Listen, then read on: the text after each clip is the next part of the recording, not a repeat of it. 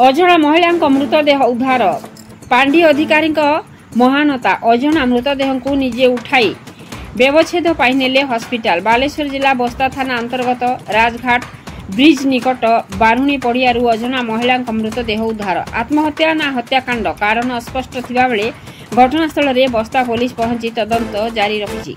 आज मध्याह्न समय एही पड़ियारे पड़ी रही देखि बस्ता पुलिस को खबर देथिले। खबर पाई बस्ता पुलिस एवं अमरदा फांडी अधिकारी घटनास्थल रे पहुंचीबा परे अजणा शव को स्थानीय लोक उठाइबा को आसी नथिले। फांडी अधिकारी विजय कुमार बारिक निजे शव को उठाई व्यवच्छेद पाई हॉस्पिटल को पठाइथिले। फांडी अधिकारी एभली महानता एवं चर्चार विषय पलटिछि। जगत कुमार गिरी रिपोर्ट मसीहा न्यूज। आपण मसीहा न्यूज यूट्यूब चैनल को सब्सक्राइब कलेनी कि जदि करिनाहंती एबे करिनियंतु।